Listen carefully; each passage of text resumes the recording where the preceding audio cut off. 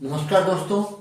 आज हम writ mains का और साइंस के बायोलॉजी पोर्शन का और एक इम्पोर्टेंट टॉपिक लेके आए हैं, यानी सूक्ष्म जीवों के द्वारा मनुष्य में होने वाले जितने भी जो रोग हैं उनके बारे में स्टडी करेंगे। रोग क्या होता है, रोग के बारे में, और रोग जनक से जुड़ी यानी रोग से जुड़ी जितनी भी जो छोटी छोटी परिभाषाएं जो एग्जाम में पूछी जाती है उनके बारे में अपने वन बाई वन प्रत्येक स्टेप पे बात करेंगे। और काफ़ी इम्पोर्टेंट सेशन होने वाला है, तो वीडियो को स्काइप मत कीजिए और एंड तक देखिए। तो इनमें सबसे पहले अपने देखिए, जैसे अपने बात करते हैं कि रोग रोग क्या होता है। रोग क्या होता है, रोग का मतलब होता है यानी पोषण की कमी। किसकी कमी? पोषण की कमी। सेकंड होता है आनुवंशिक कारणों से। थर्ड होता है कोई अंग क्षतिग्रस्त हो जाए, यानी या तो पोषण की कमी हो जाए या कोई आनुवंशिक कारण हो या अंग क्या हो क्षतिग्रस्त हो जाए। तो अपने क्या जो दैनिक जीवन की क्रियाएं होती है वो अपने कर पाने में क्या होता है, उनमें व्यवधान उत्पन्न हो जाता है दैनिक जीवन की क्रियाओं में। और दैनिक जीवन की क्रियाओं में जो व्यवधान उत्पन्न होता है उसी को अपने क्या बोलते हैं, रोग बोलते हैं। और एक व्यक्ति निरोगी कब माना जाता है? जब वो सामाजिक, शारीरिक और आर्थिक रूप से, तीनों रूप से वो क्या हो, स्वस्थ हो, तब उसको निरोगी माना जाता है। फिर अपने देखते हैं कि मानव के अंदर जो रोग होते हैं, मानव में रोग मुख्यतः दो प्रकार के होते हैं। एक तो जन्मजात रोग होता है और एक होता है उपार्जित। जन्मजात रोग कौन सा होता है, यानी इस प्रकार का रोग जो जन्म से हो। जन्मजात रोग कौन सा होता है? इस प्रकार का रोग जो जन्म से हो, यानी जन्म से पहले ही हो, उसको बोलते हैं जन्मजात रोग, जन्म से हो। और एक होता है उपार्जित रोग। उपार्जित रोग कौन सा होता है? जो जन्म के बाद बाह्य कारकों के प्रभाव में उत्पन्न होता है, उसको बोलते हैं उपार्जित रोग। तो पहला जैसे जन्मजात रोग है, ये उपापचयी अनियमितताओं से होता है, और जैसे आनुवंशिक फैक्टर से भी ये होता है। उपार्जित कौन सा होता है? जन्म के बाद होता है और किसके प्रभाव में होता है? बाह्य कारकों के प्रभाव में होता है। जन्मजात में अपने बात करें जैसे आनुवंशिक रोगों में, तो एक तो अपना कौन सा होता है? मेंडेलियन विकार। कौन सा होता है? मेंडेलियन विकार। और मेंडेलियन विकार के अंदर अपने कौन से होते हैं? गुणसूत्रीय विकार। तो मेंडेलियन विकार में अपने कौन कौन से होते हैं? देखो, एक तो कलर ब्लाइंडनेस, वर्णांधता, हीमोफीलिया होता है। एक सिकल सेल एनीमिया होता है। ये मेंडेलियन विकार में है, sickle cell anaemia. Sickle cell anaemia. एक cystic fibrosis. Cystic fibrosis. Cystic fibrosis. ये दोनों कैसे होते हैं? मेंडेलियन विकार होते हैं। कैसे होते हैं? मेंडेलियन विकार। तो sickle cell anaemia, cystic fibrosis, वर्णांधता, हीमोफीलिया, ये सारे कैसे होते हैं? मेंडेलियन विकार होते हैं। गुणसूत्रीय विकारों में देखेंगे तो अपना डाउन सिंड्रोम हो जाएगा, पटाउ सिंड्रोम होता है। गुणसूत्रीय विकारों में क्या होता है? गुणसूत्र की या तो संरचना में परिवर्तन होता है, या गुणसूत्र की जैसे जो संख्या होती है क्रोमोसोम की, उनमें क्या होता है, एक या दो क्रोमोसोम की या तो वृद्धि हो जाती है या कमी हो जाती है, वो गुणसूत्रीय विकार होते हैं। तो डाउन सिंड्रोम और पटाउ सिंड्रोम। फिर अपने उपार्जित रोग के बारे में बात करें। उपार्जित रोग दो प्रकार के होते हैं। एक तो होता है संक्रामक। कैसा होता है? संक्रामक रोग। जो कैसा होता है? संचरणशील, एक जीव से दूसरे जीव में होने वाले रोग को क्या बोलते हैं? संक्रामक रोग। और ये किसके द्वारा होता है? सूक्ष्म जीवों के द्वारा। और सूक्ष्म जीव कौन से होते हैं? जो अपने जीवाणु, विषाणु, कवक, प्रोटोजोआ, निमेटोड से हेलमिंथेस, ये सारे कैसे होते हैं? सूक्ष्म जीव होते हैं। असंक्रामक यानी इस प्रकार का रोग जो क्या हो, असंचरणशील हो, यानी एक जीव से दूसरे जीव में नहीं फैले, उसको बोलते हैं असंक्रामक रोग। तो अब इनमें देखिए, संक्रामक रोग के उदाहरण में आ जाएंगे अपने जीवाणु द्वारा होने वाले रोग, विषाणु द्वारा, प्रोटोजोआ द्वारा, कवक द्वारा होने वाले रोग किसमें आते हैं? संक्रामक रोगों की श्रेणी में आते हैं। और इनको जैविक रोग भी बोल देते हैं। असंक्रामक रोग, इसको अजैविक रोग भी बोल देते हैं। जैसे कैंसर द्वारा, एक तो कैंसर हो गया असंक्रामक, मिर्गी हो गई, डायबिटीज होगी, यानी कैंसर, मिर्गी और डायबिटीज, ये कैसे होते हैं? असंक्रामक रोग, यानी एक व्यक्ति से दूसरे व्यक्ति में ये संचरणशील नहीं होते। फिर अपने बात करें, जैसे छोटी छोटी परिभाषाएं पूछी जाती है। रोगजनक, रोगजनक को बोलते हैं पैथोजन। रोगजनक कौन सा होता है? यानी रोग को उत्पन्न करने वाले जितने भी जो माइक्रोब्स हैं उनको क्या बोलते हैं? सूक्ष्म जीवों को क्या बोलते हैं? पैथोजन या रोगजनक बोलते हैं। जैसे कवक, जीवाणु, विषाणु, ये जितने भी जो मानव में रोग उत्पन्न करते हैं इनको क्या बोलते हैं? रोगजनक। एक होता है रोग वाहक, यानी वेक्टर। तो रोग वाहक, वेक्टर से तात्पर्य ये होता है कि जितने भी जो रोगजनक है ये इनको अपने शरीर में क्या करते हैं? वाहक उनको अपने शरीर में आश्रय देते हैं और रोग के प्रसार में सहायता करते हैं। जैसे अपने उदाहरण के लिए, जैसे जो मादा एनाफिलीज है, तो मादा एनाफिलिस मच्छर है जो मलेरिया के रोग में प्रसार में क्या करती, सहायता करती है, तो रोग के प्रसार में सहायता करते हैं। फिर सेकंड अपने जैसे वाहक यानी कैरियर का कार्य क्या होता है, जो रोगजनक है उसको एक स्थान से दूसरे स्थान पर ले जाने का कार्य करते हैं।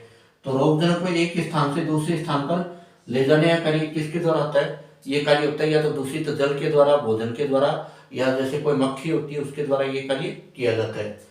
फिर आश्रय में क्या होता है, आश्रय भी एक प्रकार के जैसे अपने रोगजनक को आश्रय देते हैं लेकिन ये उससे अप्रभावित रहते हैं। रोगजनक को आश्रय तो देते हैं लेकिन उससे अप्रभावित रहते हैं, और इसका कार्य क्या होता है, अप्रत्यक्ष रूप से ये रोग प्रसार में सहायता करते हैं। कौन, आश्रय। फिर इनमें एक टर्म्स आती है इंटरफेरॉन। ये भी कई बार पूछी जाती है, इंटरफेरॉन क्या होता है। इंटरफेरॉन होता है यानी जब अपने शरीर के अंदर वायरस अटैक करता है, तो अपने शरीर यानी अपने शरीर के अंदर जो प्रोटीन है, प्रोटीन क्या करता है, शरीर के अंदर जो कोशिकाएं हैं प्रोटीन से एक पदार्थ का निर्माण करती है, उसको इंटरफेरॉन कहते हैं। और वो इंटरफेरॉन क्या करता है कि वायरस की वृद्धि यानी संक्रमण को क्या करता है, शरीर में फैलने से रोकता है, उसको क्या बोलते हैं, इंटरफेरॉन बोलते हैं। फिर एक टर्म्स आती है जैसे टीकाकरण। कौन सी टर्म्स आती, टीकाकरण एक तो होता है सक्रिय टीका एक्टिव वैक्सीनेशन, और एक होती है निष्क्रिय टीका इनएक्टिव वैक्सीनेशन। तो टीकाकरण क्या होता है, अपने शरीर में जितने भी जो रोग होते हैं उन रोग के प्रति प्रतिरोधकता उत्पन्न करने की क्षमता क्या कहलाती है, टीकाकरण कहलाती है। और टीकाकरण दो प्रकार के होता है, एक तो सक्रिय टीका होता है और एक होता है निष्क्रिय टीका। सक्रिय टीका में क्या होता है कि कोई भी जो मर्त रोगजनक है उसको निष्क्रिय अवस्था में, किसी भी मर्त रोगजनक को निष्क्रिय अवस्था में अपने शरीर के अंदर डाला जाता है। अब जब अपने शरीर में उस निष्क्रिय अवस्था में उस रोगजनक को डालेंगे तो उस रोगजनक के प्रति अपने शरीर में क्या उत्पन्न हो जाती है, रोग प्रतिरोधकता उत्पन्न हो जाती है। तो वो तो हो गया निष्क्रिय टीके का प्रकार। तो निष्क्रिय टीके का अपने जैसे एग्जाम्पल की बात करें, पोलियो वैक्सीन होती है कौन सी, सक्रिय टीके की, यानी काफी लंबे समय तक प्रतिरोधकता बनाए रखती है पोलियो की वैक्सीन। सक्रिय टीके का उदाहरण है, काफी लंबे समय तक ये प्रतिरोधकता बनाए रखता है। सेकंड होता है निष्क्रिय टीका।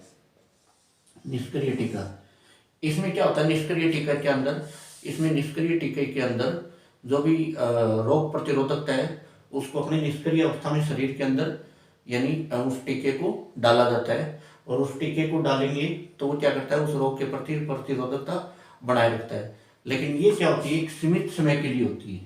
ये रोग प्रतिरोधकता यानी सीमित समय, कुछ समय के लिए होती है, रोग प्रतिरोधकता। तो निष्क्रिय टीके का अपना उदाहरण कौन सा हो गया, टेटनस का टीका। और निष्क्रिय टीके का टेटनस का टीका हो गया। और निष्क्रिय टीके के अंदर रोग प्रतिरोधकता कम समय के लिए होती है, जबकि सक्रिय टीके के अंदर रोग प्रतिरोधकता अधिक समय के लिए होती है। जैसे अपने सक्रिय टीके की बात करें तो सक्रिय टीका जैसे पोलियो का टीका, कौन सा, पोलियो का टीका। इसमें रोगजनक को मर्त निष्क्रिय अवस्था में शरीर के अंदर डाला जाता है, जिससे उसके प्रतिरोधकता उत्पन्न हो जाती है। फिर अपने दो टर्म्स होती है, एक तो होती है एंटीजन। कौन सी टर्म्स होती है, एंटीजन क्या होते हैं, एंटीजन एक बाह्य कारक होते हैं। जिनको अपने शरीर में, जैसे ये एंटीजन एक बाह्य कारक होंगे, ये अपने शरीर में प्रवेश करेंगे तो जो अपना इम्यून सिस्टम है उसको एक्टिव कर देते हैं, यानी अपने प्रतिरक्षा तंत्र को क्या कर देते हैं, सक्रिय कर देते हैं। तो उनको अपने क्या बोलते हैं, प्रतिरक्षा तंत्र को सक्रिय करने वाले पदार्थों को क्या बोलते हैं, एंटीजन बोलेंगे। अब इस एंटीजन के प्रति अपने शरीर के अंदर प्रतिरक्षा तंत्र के द्वारा किसका निर्माण होता है, एंटीबॉडीज का। किसका निर्माण होता है, एंटीबॉडीज का। यानी अपने शरीर के अंदर एंटीजन के प्रति प्रतिरक्षा तंत्र के द्वारा किसका निर्माण होगा, एंटीबॉडीज का। ये जो शरीर के अंदर क्या प्रदान करती है, रोग प्रतिरोधकता प्रदान करेगी, कौन, एंटीबॉडीज। तो ये अपने बात करें एंटीजन की और एंटीबॉडी की। एंटीजन तो इम्यून सिस्टम को एक्टिव करेगा, जबकि एंटीबॉडी क्या करती है, एंटीजन के प्रति अपना जो इम्यून सिस्टम है वो एंटीबॉडी का निर्माण करेगा। तो ये एंटीजन एंटीबॉडी से रिलेटेड टर्म्स है। फिर अपने संक्रामक रोगों में पढ़ेंगे तो संक्रामक रोगों के बारे में पढ़ेंगे। तो संक्रामक रोग क्या होते हैं, एक स्वस्थ व्यक्ति से दूसरे स्वस्थ व्यक्ति में यानी एक रोगी व्यक्ति से स्वस्थ व्यक्ति में संचरित हो जाते हैं संक्रामक रोग। तो संक्रामक रोग जैसे बात करें अपनी, जीवाणु द्वारा होते हैं, विषाणु द्वारा होते हैं, प्रोटोजोआ द्वारा होते हैं, कवक द्वारा होते हैं, हेलमिंथिस इनके द्वारा होते हैं। तो अपन वन बाई वन इनके बारे में पढ़ते हैं। तो सबसे पहले अपने पढ़ेंगे किसके द्वारा, जीवाणु द्वारा। जितने भी जो संक्रामक रोग होते हैं, तो संक्रामक रोग किन रोगजनक के द्वारा होते हैं, कौन कौन से अंग उनसे प्रभावित होते हैं, क्या मुख्य लक्षण होते हैं और उसके उपचार के लिए कौन से औषधि या टीका अपने दिया जाता है, इसके बारे में अध्ययन करेंगे। और ये जो अपनी क्लास है इसको ज़्यादा से ज़्यादा शेयर करें, क्योंकि अभी रिट का एग्जाम ज़्यादा दूर नहीं है, रिट मेंस का। और रिट मेंस का भी 25 को सेकंड पारी में सेकंड लेवल का एग्जाम है। और जैसे फर्स्ट लेवल और सेकंड लेवल दोनों के लिए इम्पोर्टेंट है टॉपिक, यानी सूक्ष्म जीवों द्वारा जितने भी जो रोग होते हैं उनके बारे में अपने बात डिस्कशन कर रहे हैं। तो अभी चैनल को अभी तक अपने लाइक शेयर और सब्सक्राइब नहीं किया है तो फिर कहूँगा कि चैनल को लाइक शेयर और सब्सक्राइब ज़रूर कीजिए। और थैंक यू, धन्यवाद।